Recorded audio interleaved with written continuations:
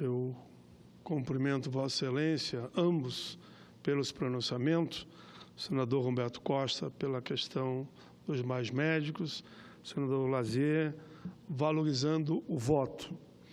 Eu acredito muito também. Tem uma frase de Ulisses Guimarães que diz que quando você pensa que está ruim o Congresso, te prepara porque ele pode piorar mais ainda. E por que eu uso essa frase, pegando um gancho na fala do senador Lazier? É preciso que cada cidadão, como diz lá no nosso estado o senador Lazier, o nosso querido ex-governador Alceu Colares, que ele diz: tua arma, teu voto ao alcance da mão. Com ele você faz a revolução. Então é fundamental que não é só mudar por mudar, é saber quem tem que sair e quem tem que ficar. Em todas as áreas, pode crer, no judiciário, no executivo, na iniciativa privada. Tem gente séria e tem gente que é picareta mesmo, é corrupto, é ladrão e se apropria indevidamente do dinheiro público, ou é corrupto ou é corruptor.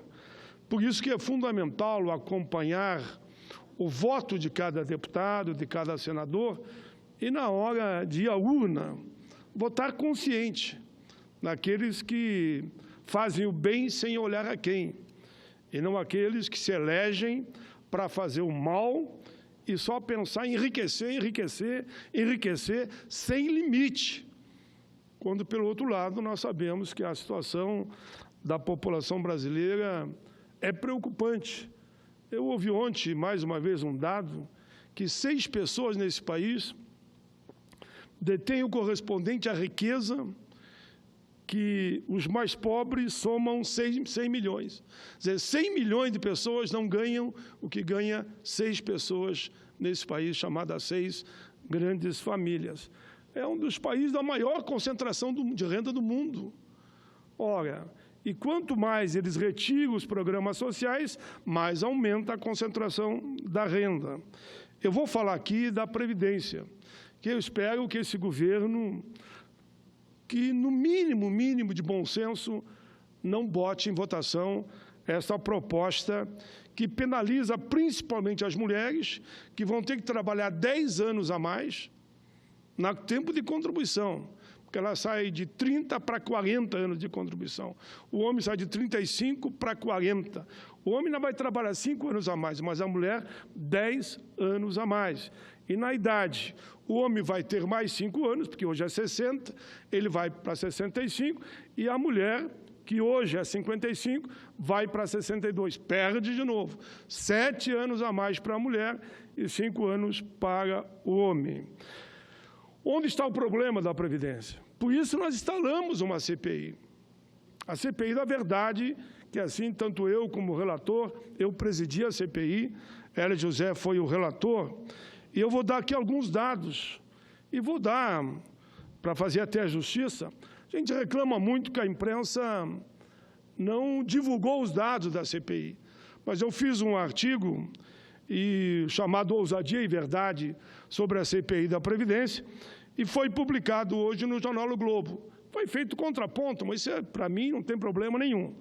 Então, eu vou ler aqui o artigo que foi publicado e está nas redes sociais. O jornal O Globo publicou no dia de hoje, artigo de minha autoria, CPI da Previdência, Ousadia e Verdade. Assim, eu passo a fazer leitura desse artigo para que seja publicado no sistema de comunicação da Casa. A CPI da Previdência constatou, primeiro, que o sistema é superavitário. É uma mentira, essa loucura de querer votar agora, em 2 semanas, a proposta da chamada, uns dizem reforma, né? Mas que seja a tal de reforma da Previdência. O relatório aprovado por unanimidade,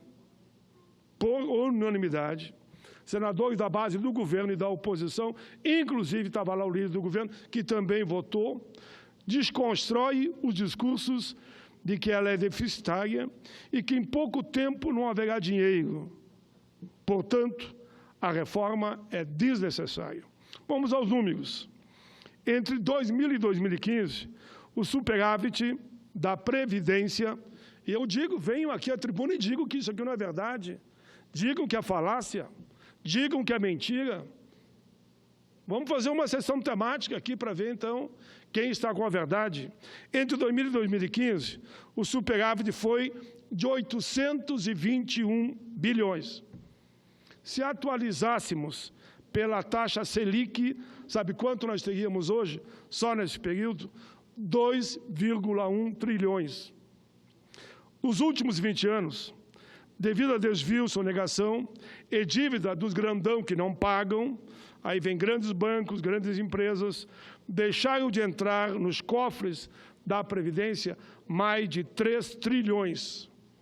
A desvinculação da Receita da União, que esse governo passou de 20% para 30%, demonstra que o acumulado entre 2000 e os tempos atuais vai chegar a 1,5 trilhão.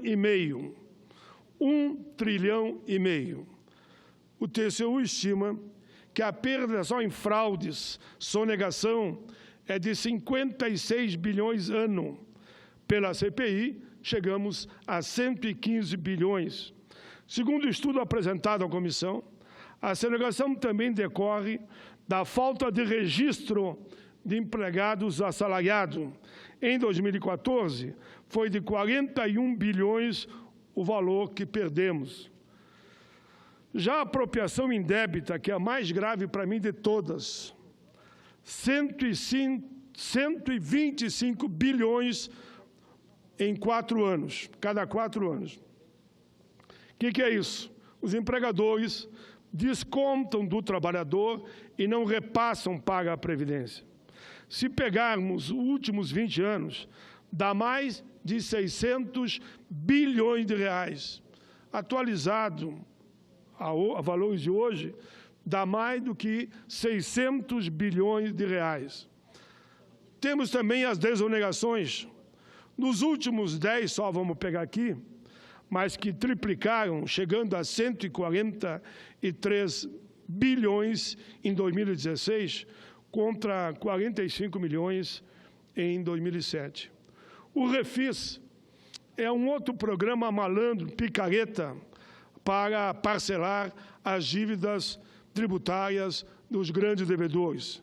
Com esse programa, a arrecadação espontânea das contribuições para a Seguridade despenca em 27,5 bilhões por ano.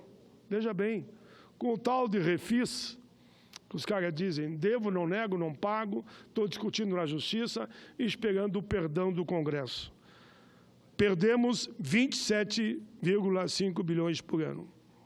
Com a MP 783 de 2017, nos próximos 3 anos, o custo do perdão da dívida é de 543 bilhões.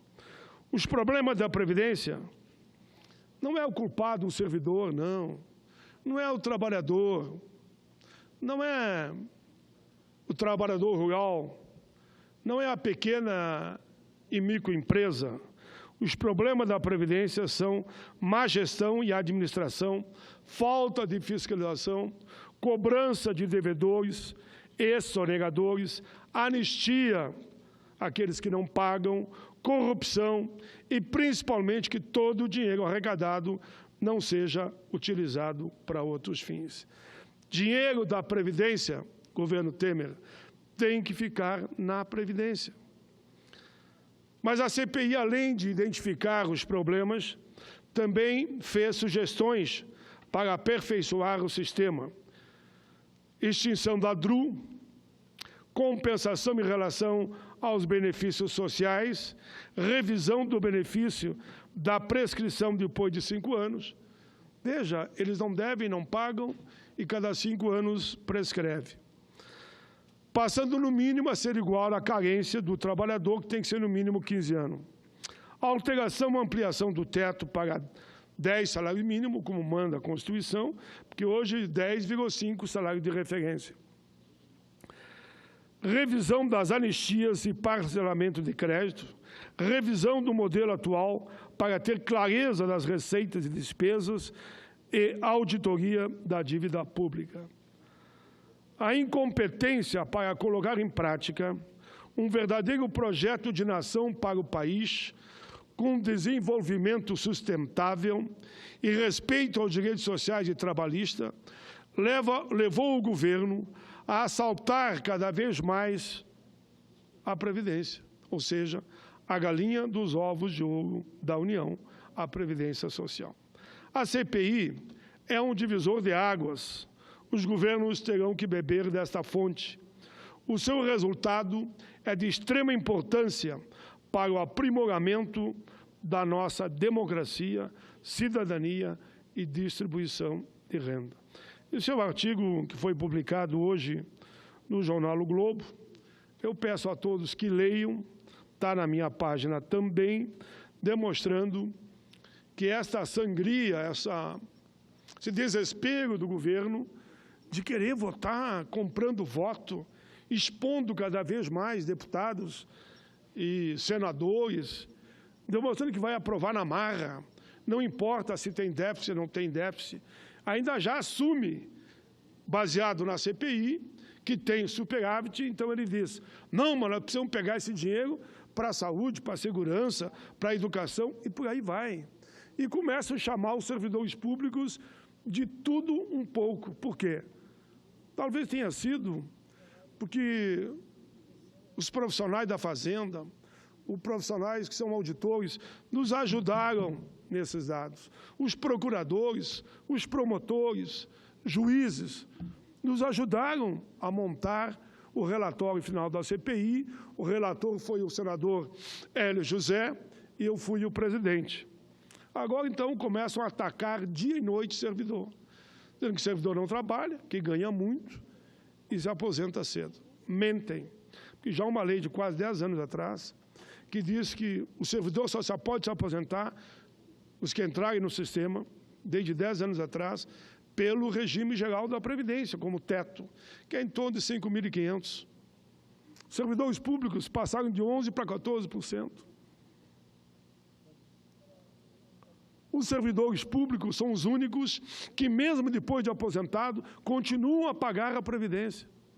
Então, onde é que está aí que eles são os culpados? Ah, mas não tem idade mínima? Tem sim.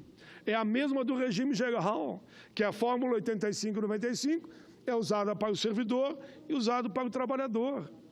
Repito, 30 anos de contribuição mulher, 55 de idade. Homem, 35 de contribuição, 60 de idade. Falei isso 1000 vezes aqui já, e eles continuam achando que não tem idade mínima.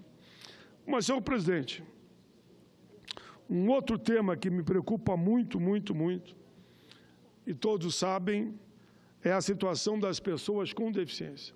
Nós temos no Brasil cerca de 45 milhões de pessoas que têm algum tipo de deficiência. E aí, senador Romano Ferrer, a minha preocupação é senador Medeiros, sei que ambos vão concordar comigo. Embutido no Estatuto da Segurança Pública, está lá um artigo que nós havíamos conversado já com dezenas de senadores e todos concordaram que não deveria se mexer nisso, nesse momento. O Estatuto da Segurança Pública terá meu voto, com certeza, mas não um artigo que tem lá, que já tinha ter saído, era para o relator apresentar no plenário sem um artigo, e eu sei que essa é a vontade do senador Vicentinho, que é um homem sério, comprometido, diz, palavra dada, palavra cumprida, pai. Não te preocupe. Mesma coisa os outros senadores da Comissão de Assuntos Sociais, que me garantiram que isso não será aprovado em hipótese nenhuma. Tem um artigo que diz lá que a política de cotas para o emprego, para a pessoa com deficiência poder trabalhar. Eu acho isso uma maldade enorme, dizendo que nas empresas de vigilância não precisa se adotar a cota. Então, adota a cota em tudo. Na área pública, na área privada, empresa de ônibus, empresa de produtos químicos, em frigorífico, enfim, em pleiteira, em, empresa da construção civil, né? Tudo aplica-se a cota. Mas agora as empresas de vigilante não querem aplicar. E eu sei como é que isso começa e como é que termina. Se fizerem isso, dizendo que nas empresas de vigilância não se adota a cota das pessoas com deficiência, aí vai ser que nem a história de diminuir os encargos sobre a folha de pagamento. Começou com 1 ou 2 setores, no fim virou aquela lambança que prejudicou, diminuiu o superávit da Previdência, porque diversos setores entraram. Se abrir aqui para os vigilantes, aí o pessoal vai dizer, não, mas e motorista? Como é que vai ter deficiente? Outro vai dizer, e banco? Como é que banco vai ter deficiente? Como é que vai contar o dinheiro? É isso que eles vão alegar. E daqui a um pouco acabou a política de cotas e 45 milhões de pessoas que hoje, pelo menos, se preparam, estudam, e um percentual de alguns milhões estão no mercado de trabalho, vão desaparecer. Isso é cruel, é desumano. Como eu digo, batam em nós, então. Qualquer bater numa pessoa com deficiência é covardia. É covardia. Eu tenho falado com os trabalhadores da área da vigilância. Eles todos dizem que dá para cumprir a cota, todos dizem. São a favor do Estatuto, mas não são favoráveis que tenha esse instrumento lá dentro que vai levar ao sacrifício. Calcula uma pessoa com algum tipo de deficiência, senador Hermano Ferrer, que está dentro de casa e está trabalhando. Eu tenho uma sobrinha que foi adotada, e ela sabe que foi adotada, mas ela tem uma deficiência. A maior alegria dela é ir para o trabalho. A maior alegria dela é para o trabalho. E agora, quando dizer que a política de cota não existe mais? Não adianta, é a lei do mercado. Eles vão simplesmente demitir, não vão usar o potencial que a pessoa com deficiência tem e vão querer, na vala comum, botar todo mundo no mesmo lugar. Aí vem as montadoras, aí vem as forjarias. Por isso, senhor presidente, eu quero cumprimentar aqui a comissão do Senado que trata dessa questão da pessoa com deficiência. Esta aqui é a semana, inclusive, da semana da pessoa com deficiência. Sabe que na semana da pessoa com deficiência, aqui no Senado, nós vamos tirar o direito a eles ter emprego na política de cotas? Olha, eu recentemente estive em São Paulo, recentemente não, há uns 2 anos atrás, eu critico tanto, às vezes, os bancos aqui, pelo juro alto, enfim, critico aqueles bancos que devem muito para a Previdência e não pagam, e dou até nomes, mas eu vi um método que eles adotaram lá na Federação dos Bancos, me convidaram para lá, eu fui ver. Eles dão formação para as pessoas com deficiência e colocam elas nos lugares que a gente nunca poderia imaginar que eles poderiam trabalhar. E estão trabalhando e produzindo. Eu tenho 2 cegos no meu gabinete. Como é que alguém ia achar que você ia ter cego para elaborar discurso, para discutir política? Eu elevei a chefe de gabinete no Rio Grande do Sul, e o outro escreve o pronunciamento aqui no gabinete, inclusive esse pronunciamento tem muito da lavra dele. Agora, vai tirar as oportunidades mínimas dessas pessoas? Que se começar a abrir aqui nesse aspecto, dizendo que a arma, tudo bem, quer botar um artigo dizendo, não pode andar armado, pronto. Mas não pode controlar, não pode participar, cada um na sua área. Por isso, senhor presidente, que eu ainda vou fazer esse apelo que eu fiz já na semana passada, que queriam votar na semana passada. Fiz apelo aqui a uma série de senadores que são a favor do Estatuto e eles preferiram que não fosse votado. Fiz o apelo ao senador Eunício, ele também concordou, então, que não fosse votado naquela semana. Mas está marcado para amanhã. Amanhã, no dia que nós teremos uma audiência pública, e nesse pronunciamento eu falo disso tudo, na Comissão de Direitos Humanos, em homenagem exatamente à lei, que é o Estatuto da Pessoa com Deficiência. Não porque eu fui o autor, porque eu sempre que eu digo que eu fui autor, eu falei que cerca de 1.500 pessoas ajudaram essa construção. Ministério Público, familiares de deficientes, os relatores, senador Romário, senador Celso Russomano, senador Flávio Arnes e a Mara Gabrilli, de São Paulo, que foi a relatora na Câmara também, todos não estão acreditando que o Senado vai poder fazer isso. Ninguém está acreditando que o Senado vai fazer isso. Eu também não estou convencido que a gente não vai permitir. Querem aprovar o Estatuto com tudo que tem lá? Provem tudo, mas pelo menos isso. Seria uma discriminação hedionda das pessoas com deficiência, seria retirado nesse Estatuto e não tendo mais espaço para a política de cotas. Senhor presidente, eu deixo aqui o pronunciamento na íntegra, que posso fazer em outra oportunidade, porque eu me estendi aqui, né, sobre a Previdência, que eu, de novo, reafirmo aqui, senadora Vanessa, falei muito aqui sobre a Previdência, não acredito que eles vão votar na marra e no grito, comprando votos dos deputados. Cumprimentei mais uma vez a CNBB e as outras igrejas que estão já elaborando santinhos, estão anunciando, né, que vão elaborar santinhos para mostrar a indignação contra partidos e parlamentares que venham votar nessa reforma. Eu tenho dito que o bom senso manda o seguinte: vamos deixar essa reforma para o próximo governo eleito, fazer um amplo debate, vamos usar o material da CPI, que aponta que o problema da Previdência é de gestão, é de fiscalização, combate à sonegação, combate à corrupção, tanto de corruptos como corruptores. Veja bem, corruptos e corruptores nós apontamos ali na Previdência. Parar de fazer refis, parar de perdoar depois de 5 anos, parar de fazer negociatas que vão na linha que permite a apropriação indébita. Repito, é 30 bi por ano que some só ali.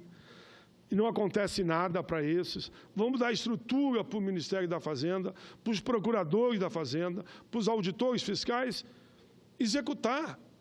Quem não pagou tem que pagar, é só isso. Não tem que dar colher de chá para ninguém. Eu sempre digo aquela frase que já marquei, senadora Vanessa, que eu vou terminar: não pague a luz, não pague a água, compre um carrinho, ou compre um apartamento ou uma terrinha, para ver se o banco não te tira tudo e não te corta a luz e a água.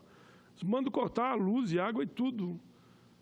E por que os grandão, que devem bilhões, não acontece nada? Senadora Vanessa, sempre é uma alegria, uma parte de Vossa Excelência. Queria cumprimentar, inclusive, a sua candidata a presidente, a Manuela. Olha que não fui eu. A moçada aqui dentro viu o programa e disse: olha, pai, quando vier no assunto da Previdência, ela mandou eles ler o relatório da Previdência. O relatório não está pronto. O pai foi o presidente, os números dele não tem nada que vocês estão dizendo aí. Vão ler lá, leiam tudo e depois falam. Ela disse mais ou menos isso. Meus parabéns, Manuela. Você é sempre uma guerreira do povo brasileiro. Bom, já que Vossa Excelência toca no nome da nossa candidata à presidência da República, candidata pelo Partido Comunista do Brasil, eu me permito também, senador Paim, para entrar no assunto que Vossa Excelência acabou de abordar, e eu me refiro à reforma previdenciária, que Vossa Excelência passa o discurso integralmente à mesa, eu me refiro, para entrar nesse tema, fazendo uma comparação com a pesquisa que foi divulgada nesse último final de semana, no dia de sábado e domingo saiu impresso no jornal Folha de São Paulo, que mostra que Manuela Dávila já aparece em determinados cenários com 2%. Inclusive, para quem anunciou a candidatura ontem, bem dizer. Exatamente. Inclusive, quando fazem pesquisa sem a presença da candidatura de Lula, Manuela fica em empate técnico com o candidato do Partido dos Trabalhadores, Fernando Haddad, ex-prefeito da cidade de São Paulo. Então, isso mostra que há um grande espaço e um avanço da esquerda no Brasil. E o presidente Lula, em todos os cenários, senador Paim, em todos os cenários aparece em primeiro lugar, seja no primeiro ou no segundo turno, em todos os cenários. A rejeição do presidente Lula vem caindo de forma significativa, apesar de toda essa perseguição que fazem em relação a ele, apesar de tudo de negativo que se divulga em relação a ele. Então, é preciso que se pergunte o porquê que, diante de tantos ataques, o presidente Lula cresce. Cresce porque a população brasileira já está comparando este governo com o governo anterior. Senador Eumano, já está comparando. E o legado que o presidente Lula deixou, não para aqueles que têm muito dinheiro e que não sofrem nada com a crise. Pelo contrário, eles aproveitam a crise para ganhar ainda mais. Vide o lucro de todos os bancos do Brasil em comparação a como evolui o setor produtivo. É algo lamentável, porque quem gera emprego é o setor produtivo. E o trabalhador é o que mais sofre, não é? Então, é por isso que o presidente Lula cresce. Quando Vossa Excelência diz, não insistam em fazer esta reforma previdenciária agora, eu apenas repito o que Vossa Excelência disse. Sabe por quê? Porque eles estão insistindo. Ontem mesmo fizeram uma nova reunião, um novo jantar. Aliás, cadê aqueles que questionavam a gastança com os jantares, com as flores para decorar o Palácio do Planalto, com os jantares concedidos? Cadê o cardápio? Hoje está todo mundo muito silencioso, muito silencioso. Mas não tem problema, porque mesmo os silenciosos estão percebendo a que veio esse governo. Esse governo, senador Paim, só veio para tirar direito de trabalhador, só veio para entregar o Brasil às empresas estrangeiras, às multinacionais, ao capital internacional.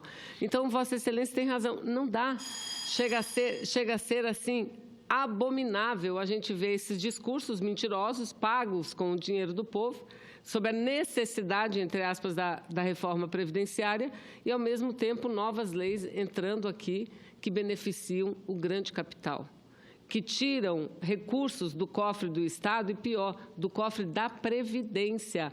O que é aquele repetro? Aquela medida provisória que concede incentivos fiscais ao setor de petróleo e gás estrangeiro, principalmente os estrangeiros que participaram do último leilão. Benefício fiscal diminuindo e muitas vezes isentando o recolhimento de PIS, COFINS, PASEP, recursos que vão para a Previdência. E ainda falam em déficit, senador Paim.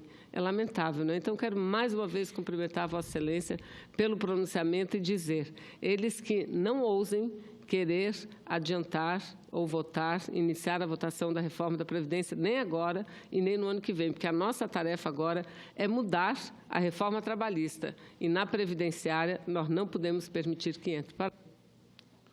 Senadora, me permitir mais um minuto. Só aproveito para dizer que havia uma greve geral marcada para amanhã. Ninguém pense que as centrais não estão em estado de alerta.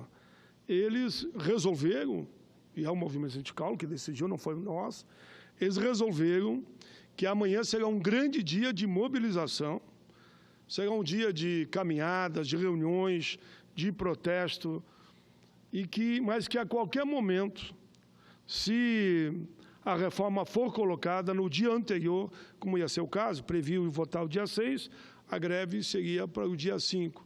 A greve voltará a acontecer. Ainda ontem eu falei com alguns presidentes centrais, tanto aqueles que eram a favor a suspender a paralisação e outros não, mas todos entendem que o movimento de pressão, de mobilização, vai acontecer e deve continuar quantos dias for necessário. Eu achei uma loucura querer marcar, já como eu vi no jornal hoje, para o dia 20. Seria o presente mais cruel de Natal e primeiro do ano que o povo brasileiro iria receber. Um absurdo querer votar na véspera do Natal uma proposta hedionda, desrespeitosa, que sacrifica principalmente as mulheres. Pega os homens também, mas principalmente as mulheres, que já são discriminadas nesse país. Repito o que eu disse na abertura, agora eu termino, 10 anos a mais na contribuição e 7 anos a mais na idade. É inadmissível, virou um pesadelo. Hoje eu vi um depoimento de uma senhora que queria se aposentar, não era militante de nada, lá na comissão, que é de qualquer um chorar o depoimento que ela fez. Por isso, o bom senso manda. Vamos deixar a Previdência para o debate de um novo... E cada um assuma a sua responsabilidade. E esse governo eleito pelo voto direto, eu peço mesmo, a todos os candidatos a presidente. A Manuela, eu sei que já se debruçou sobre o relatório da CPI. O presidente Lula também já está com cópia na mão. Todo, independente de partido, olhem com carinho o relatório da CPI. O problema é só de gestão. Gestão, fiscalização, combate à impunidade e não desvio do dinheiro da Previdência para outros fins. E como disse a senadora Vanessa, o presidente Lula ganha hoje, pelas pesquisas, no primeiro turno, em todo o cenário. Mas ninguém aqui vai dizer agora, quando pesquisa favorável, que está eleito. Ninguém está eleito. E deixar que o povo decida, no voto, quem serão os senadores, deputados federais, presidente da República, governadores e deputados estaduais. Obrigado, presidente.